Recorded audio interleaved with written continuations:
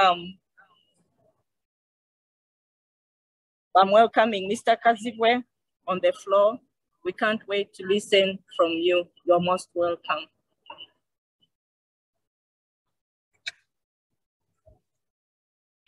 Dr. Kazibwe, the floor is yours. Thank you so much, Mr. President. Good evening, everyone. It's a pleasure being with you tonight to discuss the important subject of the impending election in Kenya. Kenyans will go to the polls on 9th of August to elect leaders at various levels. On that day, each individual Kenyan voter will be expected to cast 6 votes at a polling station. He or she will be voting for the president, the 47 governors. Kenya has got 47 counties. The voter will also vote for the 67 senators. Of course, 47 are directly elected, while 20 are nominated by the individual political parties.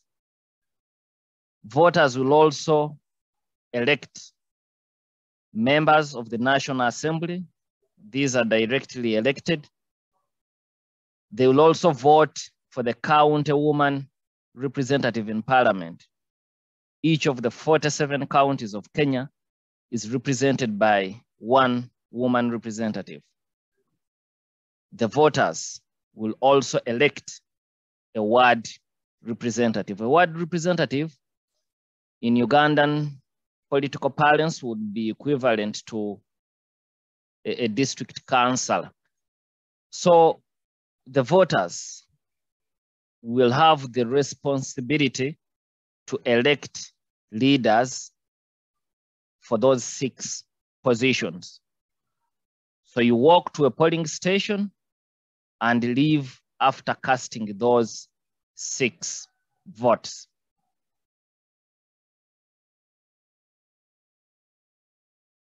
For the position of the president, more than 50 individuals have already expressed interest and satisfied most of the requirements, which include electing your deputy president running mate. In fact, the talk in Kenya is that if all these more than 50 candidates are duly nominated, they are likely to have the longest ballot paper in Kenya's political history. However, while the candidates that have expressed interest in Kenya's top seat are many, it is obvious that this is going to be a 2-horse race. This race is pitting the incumbent deputy president, Dr. William Samoei Arap Ruto, against the former Prime Minister of Kenya, Raila Amolo Odinga. William Ruto leads the Kenya Kwanza Alliance, where the dominant party is the UDA, and that's the party started by William Ruto. But along the way, he joined hands with other smaller political parties to come up with the Kenya Kwanza coalition. Some of the other parties within the Kenya Kwanza include the Amani National Congress, led by Wycliffe Musalia Mudavadi, who happens to be a former vice president of Kenya. In that alliance, you also have a political party called Ford Kenya, led by Senator Moses Wetangula, plus several other smaller political parties. On the other hand, Raila Amolo Odinga leads the Azimio la Umoja coalition. This coalition has also got a number of political parties, including the Orange Democratic Movement of Odinga himself. You've got the Jubilee Party, headed by Uhuru Muigai Kenyatta, the incumbent president. You also have Wiper Democratic Movement, headed by Stephen Kalonzo Musyoka, who happens to be a former vice president in Kenya. He was Mwai Kibaki's vice president in his second term. However, you've got to note here that while by law, Wiper Democratic Movement is within Azimio la Umoja, the leader of Wiper, Kalonzo Musyoka,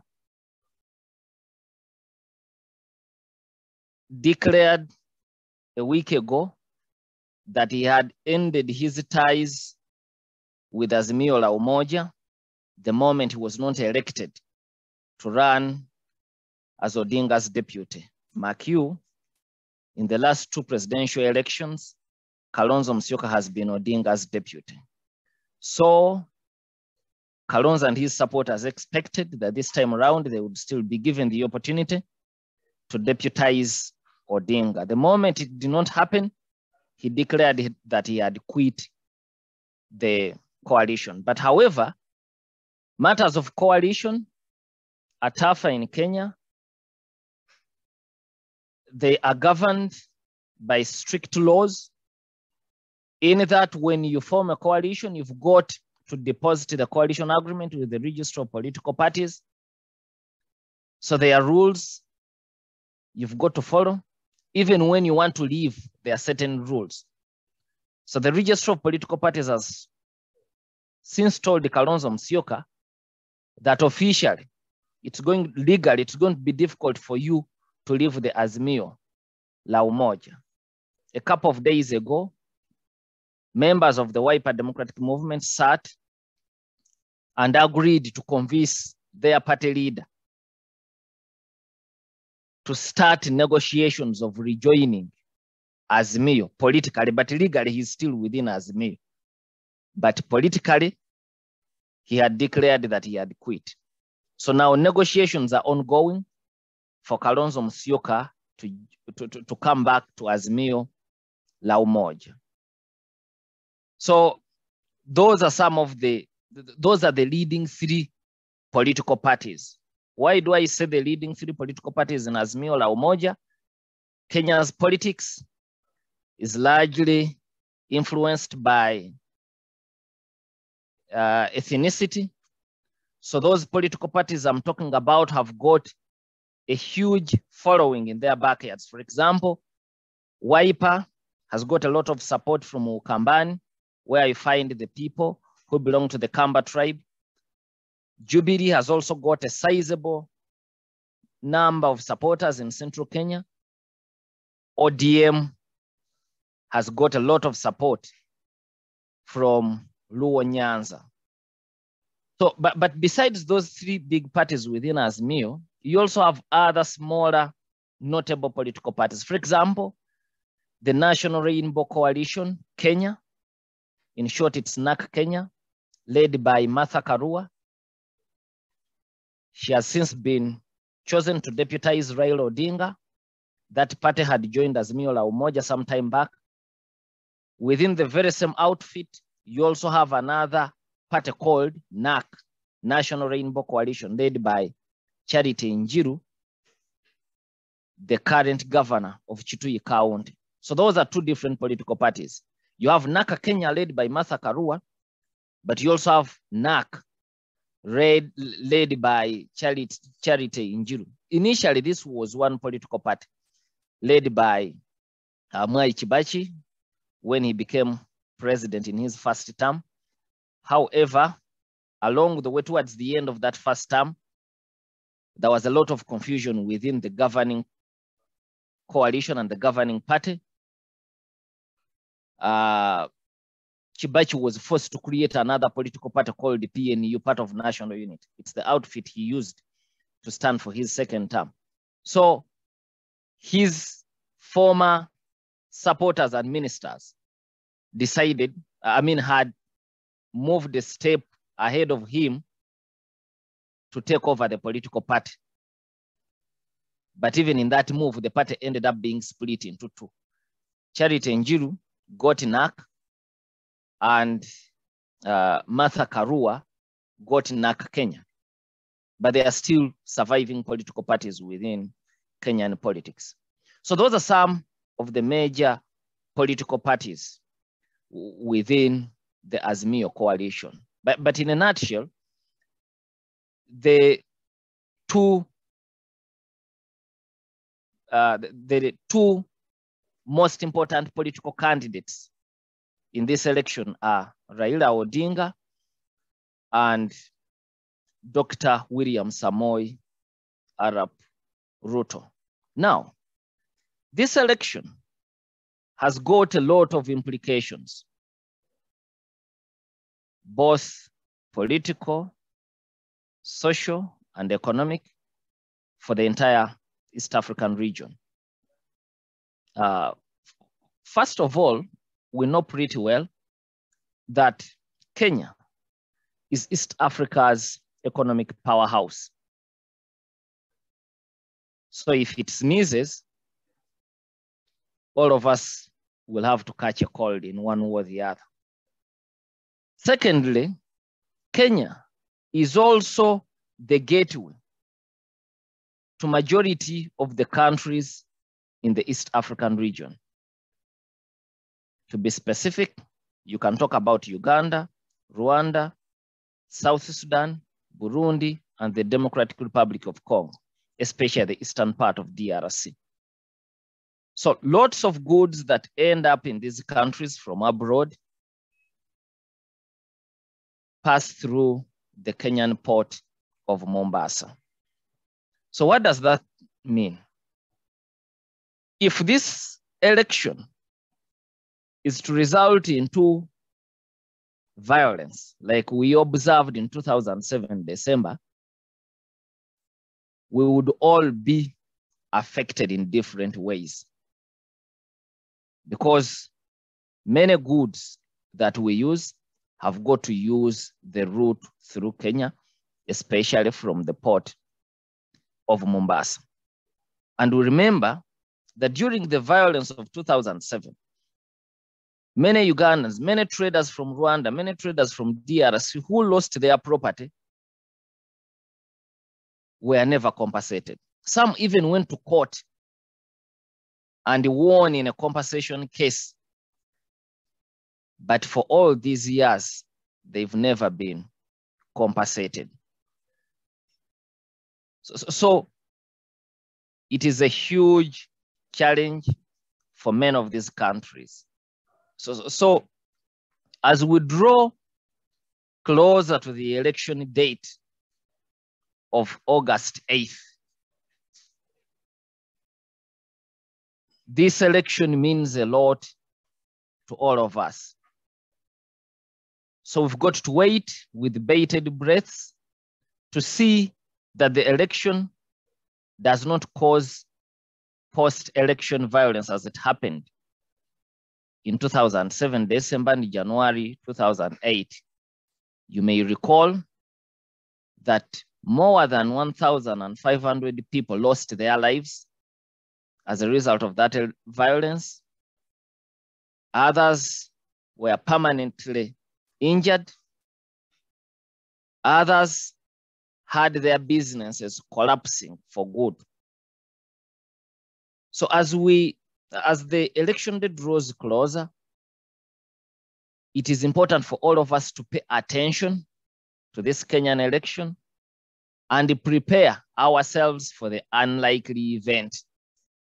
We do not wish for Kenya to end that way, but sober people prepare for unlikely events. So we've got to prepare adequately. That what if the election causes violence like it happened in 2008? What happens to the goods that use that route to come to Uganda? It's very important. Do we have fuel in our reserves? If we have it, how long can that fuel sustain us? Because as you may recall, it took about 2 months for the dust to settle in Kenya. Kofi Annan and many other international dignitaries were invited to arbitrate in the conflict. And it took about 2 months for the two warring parties to reach an understanding. So if we have fuel in the reserves, how long can that fuel sustain the Ugandan economy in the unlikely event of post-election violence? I must repeat that we do not wish Kenya to end that way, but it is possible because we saw it in 2007. Again, there are also signals that show that if the process is not very well managed, it is easy to end there. For example, you saw Martha Karua immediately after being appointed deputy of Odinga. He immediately started campaigning in central Kenya. He has been heckled. I mean, people have heckled at heart several places where he has been campaigning. Months ago, we saw Raila Odinga being stoned in the Rift Valley. He had gone to attend a burial of a prominent Kenyan farmer. He was stoned. In fact, even his helicopter was badly damaged in that scuffle. Earlier on, we saw the entourage of William Ruto being stoned in the county of Busia in Kenya. The same thing happened in some place in southern Nyanza to again William Ruto. So these are not very good signals.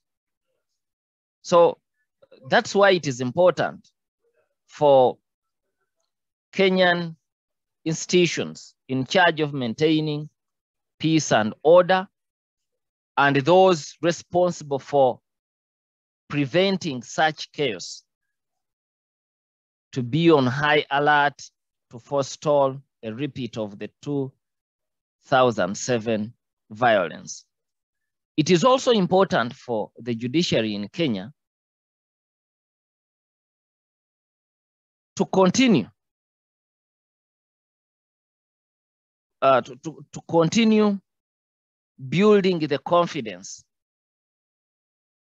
to engage in activities that maintain the trust the Kenyan population have, the people in Kenya have in the institution. Because if you go back to the violence of 2007, after that violence, Kenyans agreed to institute a commission headed by a South African judge called Kriegler.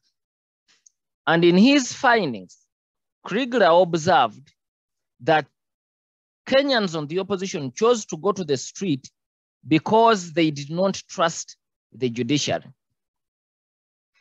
So the trust deficit within the judiciary in part caused the violence in 2007. Because after the chairperson of the Electoral Commission declaring the final results, those that were defeated, and they believed that they were defeated unfairly, had no any other way of seeking for justice. So they decided to go to the streets. However, in the last 10 years, the judiciary in Kenya has tried its best to dispense justice in a way that satisfies majority of the Kenyan population. So it is important that they continue along with that path in the remaining 2 months to the election, so that the side that is defeated but thinks that it's defeated unfairly can go to court expecting to get justice. It's very, very important. It's very important as one of the mechanisms to forestall violence as it happened in 2007. So that's very important for us to watch closely as members of the East African community. However, while Kenyans are worried about the likely violence from this election, and some traders from the East African region have decided to divert their goods from Mombasa to Dar es Salaam, Tanzania is benefiting economically. Because you see, 1 year to the election, there are traders that have already decided to change routes for transporting goods. The Mombasa Port Corridor Community Charter Report released recently shows that transit volumes through Dar es Salaam have grown by 21% in the last 1 year. Yet transit volumes through Mombasa have reduced by 6.2%. So the election has had an effect on Kenya economically. But at the same time, Tanzania is benefiting because traders in the meantime are exploring that route. And some might never go back to Mombasa. However, there are differences in distance. There are also differences in non-tariff barriers, which in one way or the other increase the costs of transportation of these goods. So it is also one important issue for us to watch closely. Then when it comes to matters of security, in the past, Raila Odinga was known to be opposed to the deployment of Kenyan armed forces in Somalia. In fact, in the 2017 election, he had promised that once elected president, he would not hesitate to withdraw troops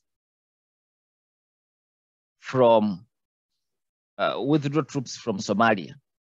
However, his position seems to be changing in the last 4 years. In fact, on his last trip to London, while talking to the press, he praised Kenya for the role it has played in maintaining peace and security in the region. And of course, the deployment of KDF in Somalia is a classic example of Kenya's engagement in the stabilization of the region. So as of now, we do not know where he exactly falls, because unlike in 2017, this time around, it's not one of the leading campaign issues of Azimio la Umoja. So what does that mean? It means that at the end of the day, nobody is exactly sure of Raila Odinga's position in terms of Kenya's deployment to Somalia. So if he wins, none of us is exactly sure of what his policy is going to be. But either way, his decision has got consequences on the region. If he chooses, for example, to withdraw troops from Somalia, it means that there would be a need for realignment of AMISOM in Somalia. For example, probably Uganda and Burundi would be required to send more troops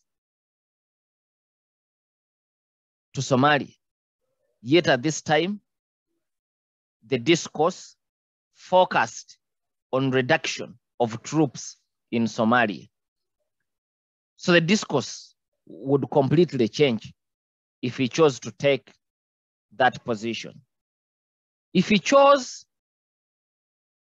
to leave the Kenyan troops in Somalia, it would still have its own dynamics again in terms of regional stability and peace. But like I've said, this time around, it's not one of his leading campaign issues in the campaign. But while in London, he was compelled to discuss it when some of the people in the audience raised questions regarding security in the region. Despite the challenges facing the Kenyan democracy, we must admit as members of this region that it still remains a torchbearer in the democratization of Africa. After this election, Kenya will have the opportunity for the third time to have a president handing over power peacefully to another president. And this cannot be taken for granted. It's a good development not only for Kenya, but for the entire region, because as you may be aware, in this entire region, for many years, starting from the early 90s, it was only Tanzania that had the opportunity to peacefully change leaders. Now, from 2003, Kenya joined the League with Mwai Kibaki handing over power to Daniel Toroitich Arap Moi handed over power to Mwai Kibaki. Then in 2013, Mwai Kibaki handed over power to Uhuru Kenyatta peacefully.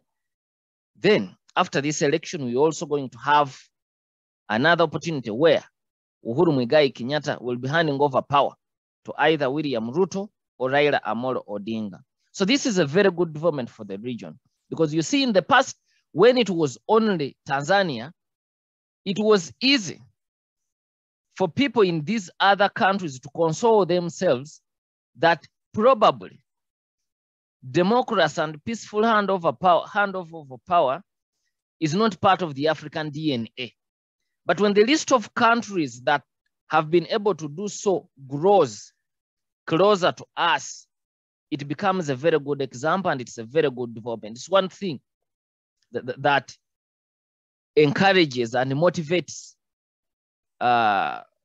peaceful handover of power in the remaining countries of the region where they've not had the opportunity to see one leader handing over power peacefully to another president. Because as you may be aware, that in the development of nations, that is one of the biggest tests. And we have seen countries that have failed that test. Somalia was once a stable nation. Siad Barre governed it for over 30 years. But the moment he was forced to leave power, since then, 30 years down the road, Somalia has never settled. So it failed to pass that test. But it had achieved success in many spheres of life. The same thing happened to Ivory Coast. It was once a superpower of West Africa under the leadership of Houphouët-Boigny. However, Ivory Coast failed to pass that test of being able to hand over, one leader to hand over power peacefully to another. So many countries in this East African region have not yet passed that test. So it's a huge challenge. Now, when you have Kenya joining Tanzania to successfully do that, it's a very good example for all the other countries. Again, we know that in the last 10 years, I'm talking about the last 10 years because in the last 10 years, Kenya has been governed under the new progressive constitution of 2010. Things were totally different in the old constitution. But in the last 10 years, you've had losers in the presidential election going to court in 2013 and 2017. But regardless of the final verdict in those two cases, the decisions of the judges in the two cases, 2013 and 2017, in many ways enriched our jurisprudence in this region, because you know that the majority of the countries in this region were governed by the British. So we follow common law. So precedents in Kenya, decisions in Kenya have in this period helped to enrich our jurisprudence. In fact, if you remember in the year 2020, the election of President Peter Mutharika in Malawi was nullified. But the judges in their decision to nullify Mutharika's ruling, Mutharika's election, relied heavily on the judgment by the David Maraga Supreme Court in Kenya, where he nullified the election of Uhuru Kenyatta in 2017. So you realize that decisions in Kenyan courts, 2017 and 2013, have helped to enrich our jurisprudence, because you know pretty well that previously, in almost all election petitions on the African continent, judges had argued that for an election, for presidential election to be nullified, the malpractices must be of a substantial manner. If they are not of a substantial manner, then the election cannot be nullified. However, David Maraga and his team in Kenya introduced something new when he said in his opening remarks that the driving force behind them as judges was the fidelity to the Constitution, meaning that for them, it was not going to be about quantities, that how many votes were affected in this election. Are they enough to cause the invalidation of an election? Because that was the reasoning all over the world. And many fraudulent elections would be validated by the courts, because the argument was always simple: the malpractices were not of a substantial manner. Now, David Maraga and his team in their ruling changed that. In their view, the quality of an election was as important as the quantity. If the law says this is what should be followed in the process, because an election is not an event, it's a process. So somewhere in the process, if somebody tampers with the process, if somebody influences the process, it is enough to invalidate the election. So it was something new. And it's what the judges in Malawi heavily relied on to invalidate the election of Professor Peter Mutharika, who had been elected president of the Republic of Malawi. So the Kenyan election has in many ways helped to provide good examples in improving our democracies. So in the interest of time, those are the few issues that I have mentioned in regards to how this election is likely to affect the entire region. I thank you. Wow, thank you so much, Dr. Kazibwe. You never, ever disappoint. I've loved your well-researched and thought-out presentation. And I guess very many of the colleagues online and those on site have learned a great deal. I want to thank you. And I want to request Rotarian Salwa,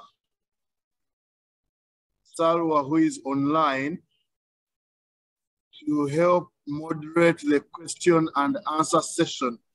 And I want to request that whoever has a question, please type your question in the chat room, and then Doctor will take in sets of 3 as he gives the response.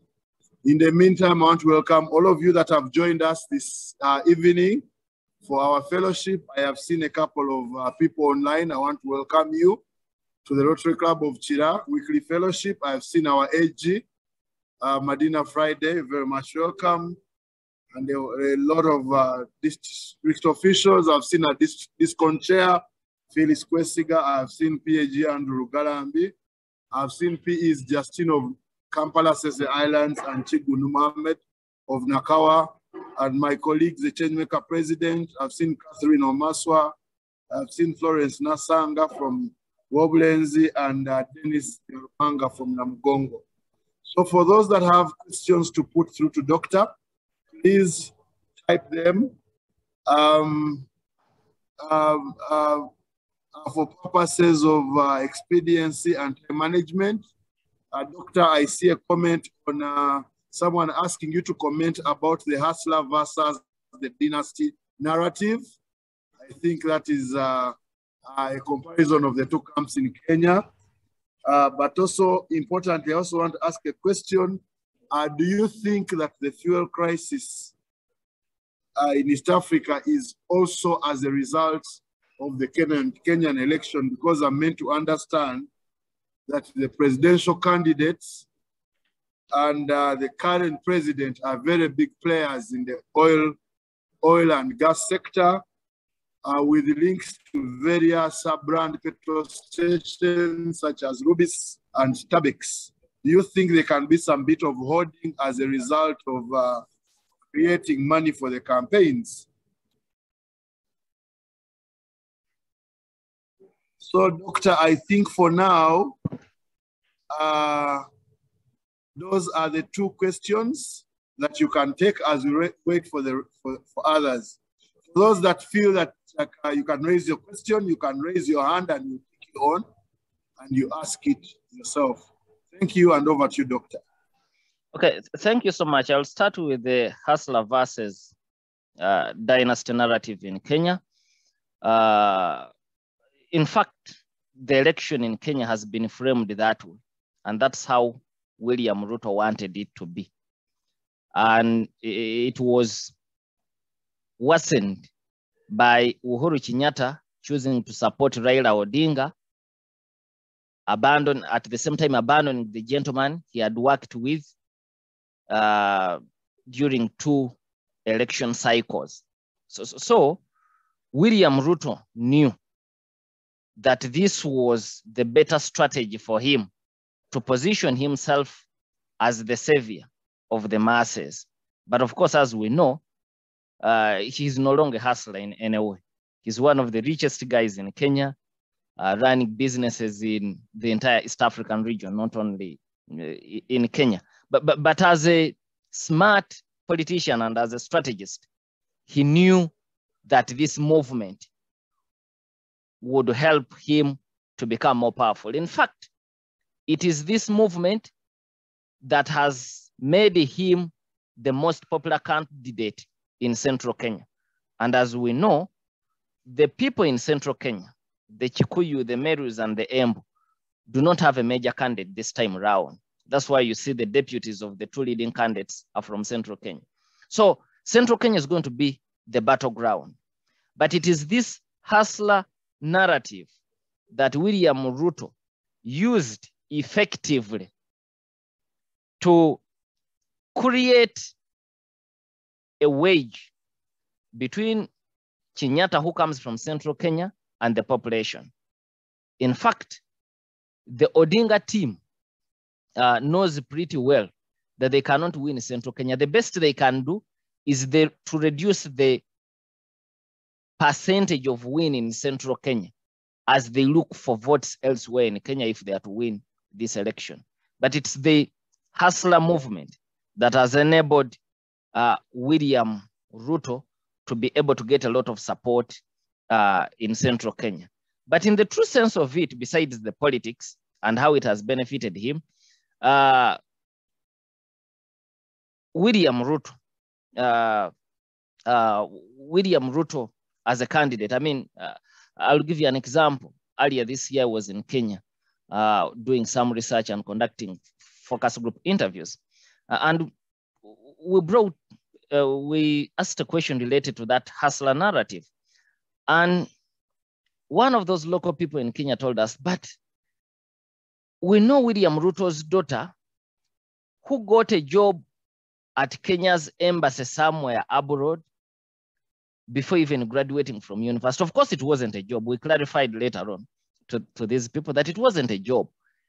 The lady was doing internship at the embassy.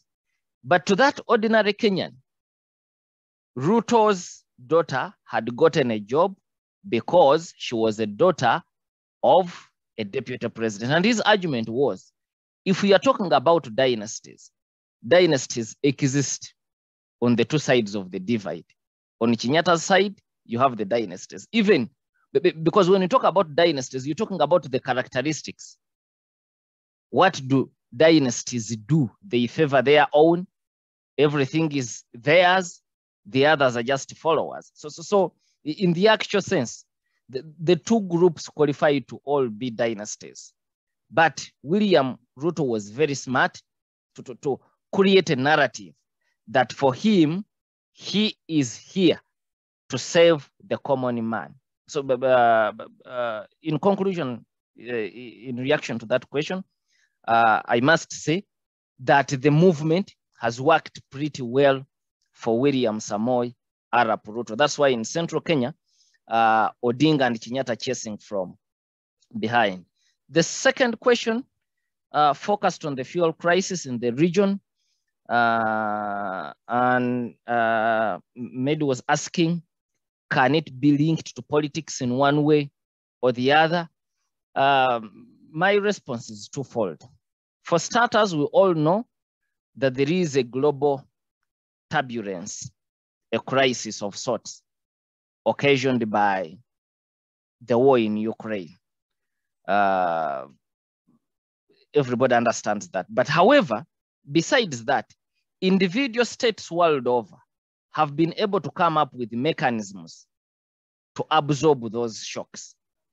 So now the question is, why hasn't Kenya been able to do that? Because you see, even during the 2007 crisis, Kenya, Kenyans did not join long queues at petrol stations to get fuel. It's very surprising.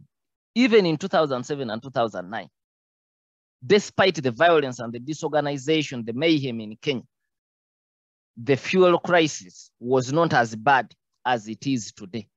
So what could be the problem?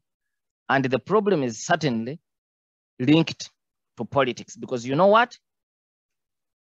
The moment Kenyans start crossing in Maraba and Busia to buy fuel in Uganda, yet our fuel comes to Uganda through Kenya, it is certainly a vote of no confidence in the government of Kenya.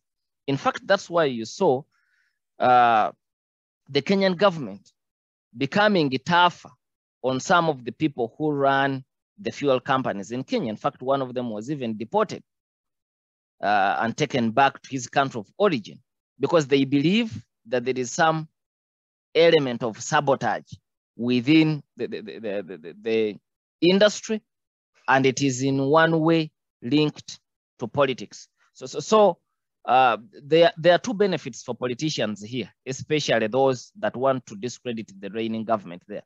That one, the government has not done enough to ensure that we have enough fuel and fuel that is affordable.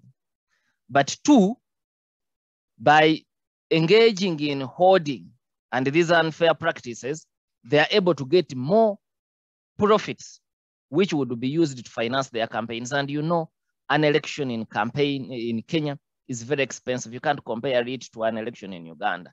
In fact, as we speak, you have more than 300 helicopters already imported from South Africa. Some have been bought, others have been hired just for campaigns. More than 300 helicopters. I don't know the last time you saw a person in Uganda campaigning to be a member of parliament riding on in a helicopter. But in Kenya, that's how it is. Governors campaign in helicopters. Members of parliament campaign in helicopters.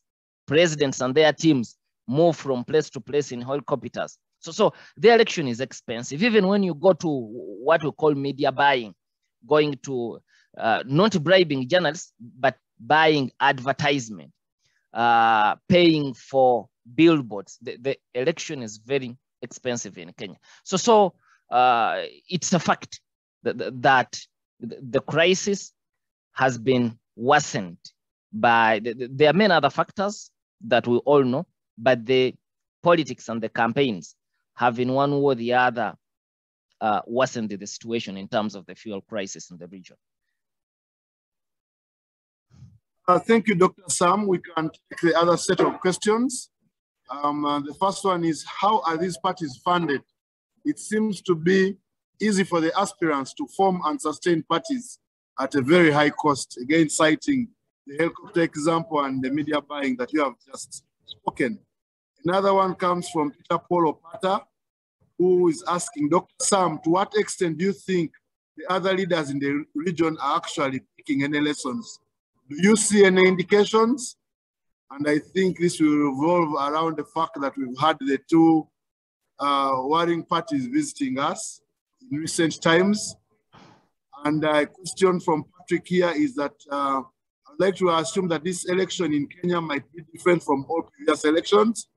While the tribal card has long filled the elections, I think this time around the introduction of running mates like Martha Karua, for the case of Raila, throws in the female card.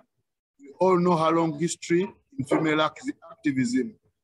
I think this is where Ruto has gotten it wrong with the choice of his running mate.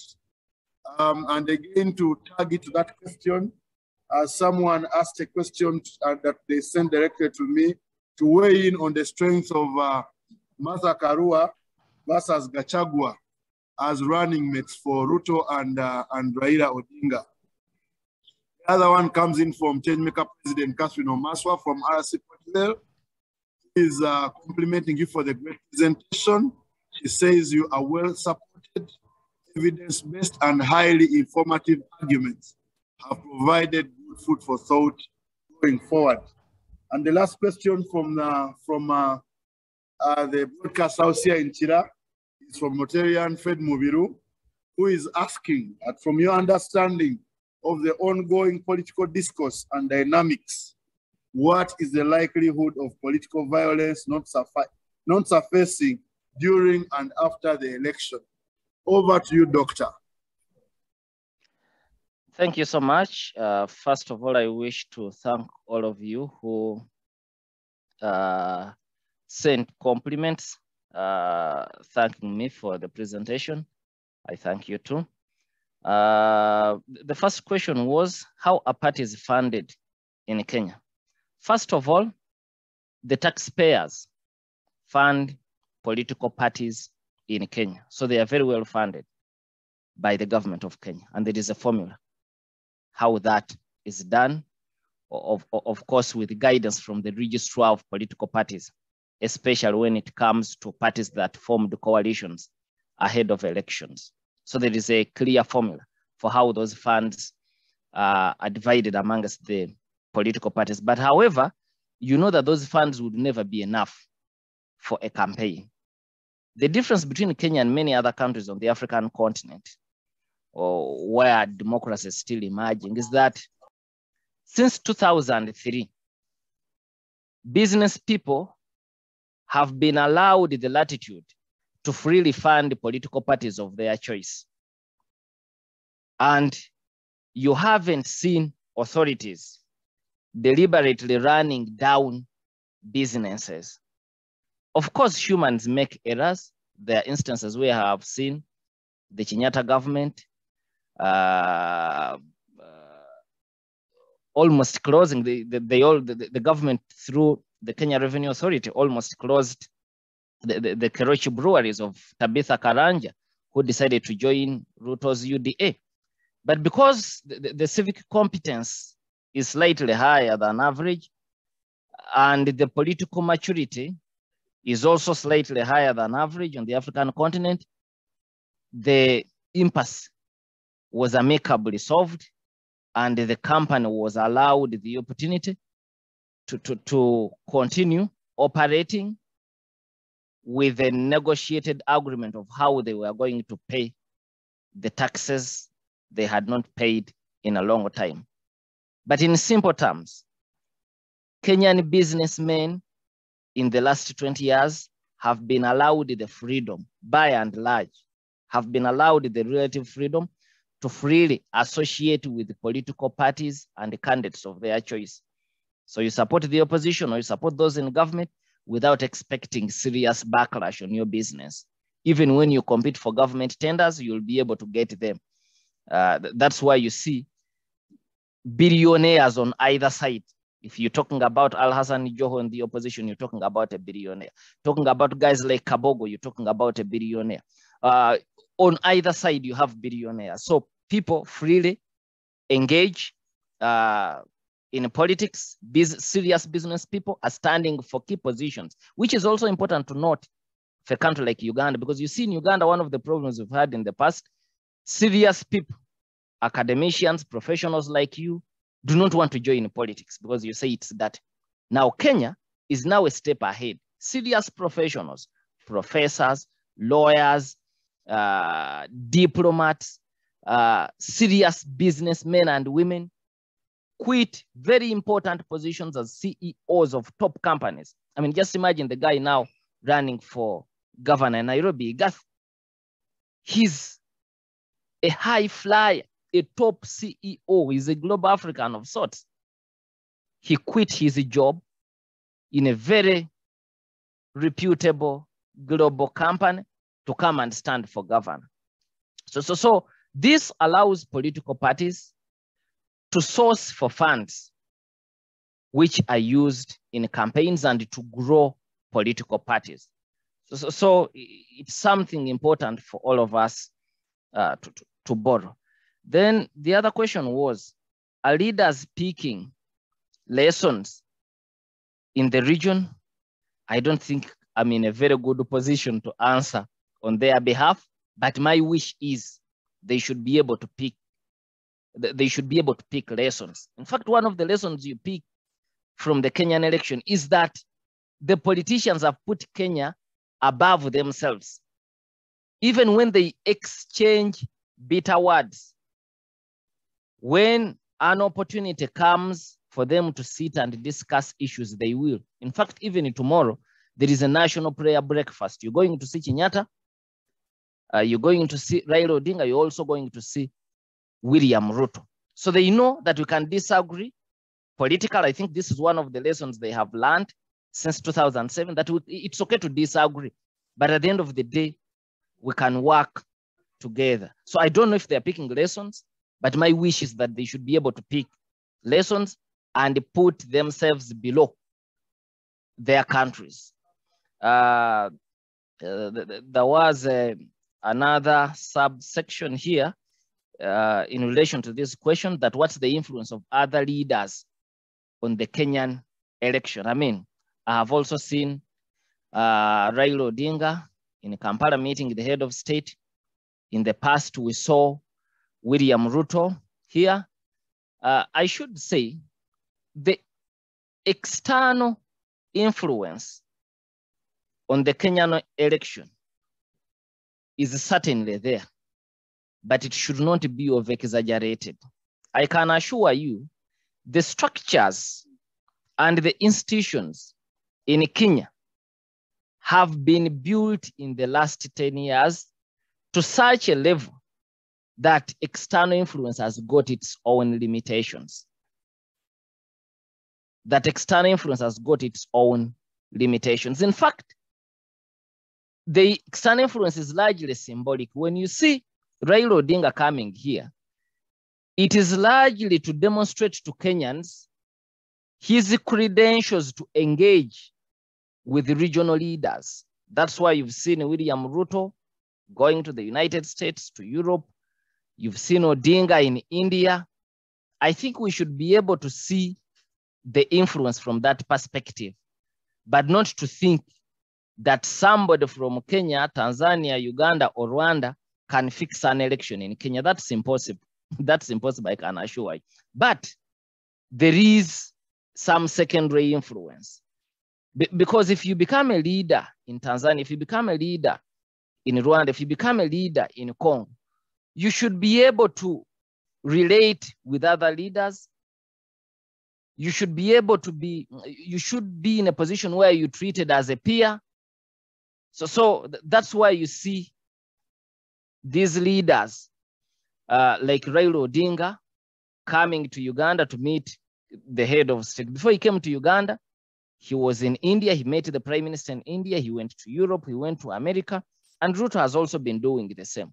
So the influence is there, but we shouldn't over-exaggerate it to the point of thinking that an external leader can fix the election in Kenya. I can assure you, if you fix an election in Kenya, the judiciary is going to nullify that election. And you have observed in these last 4 years of Uhuru Kenyatta that the judiciary has nullified and dismissed many orders of the executive. So they are well aware of this. And I don't think anybody would imagine, even in his dreams, that external influence can help you win an election in Kenya. The other issue, Doctor, yes. Hello, Doctor. Before Yes, you take on the next question, I want to request Sergeant at Arms to grant us another 15 minutes to wind up with the questions and winding up the fellowship. Sergeant Amos, please grant us another 15 minutes to wind up the fellowship. Thank you so much, Sergeant, for granting us those extra minutes. I will run through these pretty quick. Somebody was asking, how would I rate Martha Karua versus Gachagua? Again, I will say, each of these two fellows are in different leagues. In terms of CV, resume, and being a transformative leader, Martha Karua is in his own league. In terms of being a grassroots mobilizer, Gachagua is also in his own league.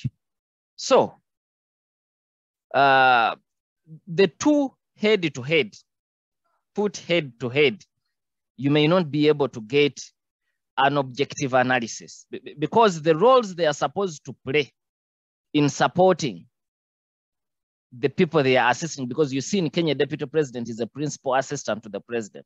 So the roles they are supposed to play are slightly different. Gachagua is a grassroots mobilizer. He's a very well-loaded guy. Of course, although there are questions on how he got this wealth. In fact, as we speak, he's even out of prison on court bail. But the fact is, he is loaded and he has used those resources to popularize Ruto's candidacy in Kenya, in central Kenya. Now, Martha Karua has got a very excellent CV as a reformer, as a dependable politician, as a no-nonsense politician. In fact, that's why she's called the Iron Lady. In Mwai Kibaki's regime, she was called the last man standing, not the last woman, but the last man standing. She was called the last man standing in Kibaki's government. So she has a very excellent CV. But you see, for matters to do with the politics, it's not just about your excellent CV. It is also about how much can you electrify the audience. How much can you electrify the audience? So certainly Martha Karua being a woman, certain sections of the society, especially in central Kenya, were electrified. But mark you, he has been to places even in Kirinyaga where he comes from, and voters there have heckled at her. So he helps Odinga in many ways, but his role is slightly different from the role Gachagua is supposed to play in supporting William Ruto. Then there was a question which went that, what's the likelihood of political violence? The fact of the matter is that there are so many signals. There are so many signals. I gave you the example of people heckling at Martha Karua, Odinga being stoned in Rift Valley, Ruto being stoned in Busia. However, I think in 2007, the security apparatus in Kenya was largely caught unaware. That was part of the problem. This time around, the vigilance on part of the state is higher than the level of vigilance you had in 2007. Two, the fact that Kenyatta and Ruto are still candidates of the ICC, because you see, their cases were ended unceremoniously. They were not dismissed like any other case. The judges hastened to add that while we're halting proceedings of these cases, sometime later, the prosecutor is free to resurrect these cases. So they are still candidates of the ICC. Now, what does that mean? It has got a ripple effect on many politicians in Kenya that you can engage in this violence, you can incite violence, but at the end of the day, the entire world is watching. I think that has also got some effect, and in a way can help to forestall post-election violence after 9th August 2022. Thank you. Thank you, Doctor.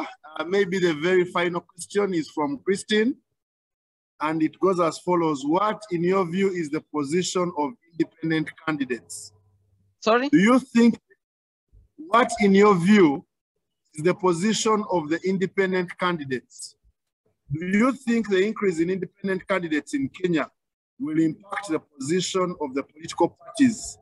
And are there any lessons to learn from other African countries? That is the question, the final question. Yes, of course. The rise of independent candidates in Kenya shows that there is a problem with the way political parties manage their primaries.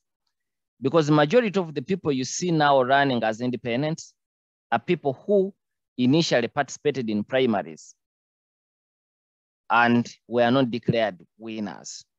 So it sends a very important signal to people who run political parties in Kenya and probably in the region that if you say we are going to organize a primary election, let it be free and fair for all members that subscribe to that political party. But I can assure you, and you can take this to the bank, at the end of the election, you're not going to have the number of independent candidates in the parliament and in county councils. The number is not going to be equivalent to the number that you have in Uganda. Some of them will be able to go through like it has been in the past. However, the number is going to be still much smaller because politics in Kenya is based on ethnicity. Majority of these political parties are supported by individual ethnic groups. So if you are an independent in an ODM stronghold, it is usually hard for you to be able to beat the tide. There are individuals who have been able to do so. Okoth Obado, the outgoing governor of Migori, is one of the people who was able to beat the tide both in 2013 and 2017. But I can assure you those have been outliers. Those have been outliers.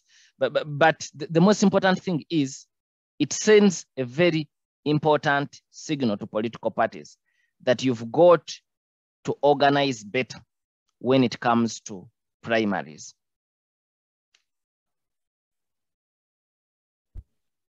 Thank you so much, Dr. Samuel Kaziwe, for that very informative insight into what is happening next door. We want to thank you for sparing time for being with us this evening. And in the interest of time, I want to wrap up this. We've learned a great deal.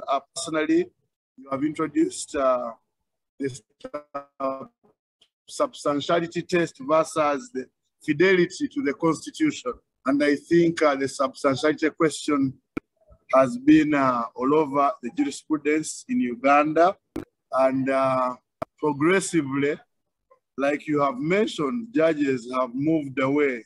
Like you mentioned the Zambia case, from the substantiality to the fidelity to the Constitution. And that very powerful quote that you have mentioned, that the quality of an election is as important as the quantity. It is my take home today.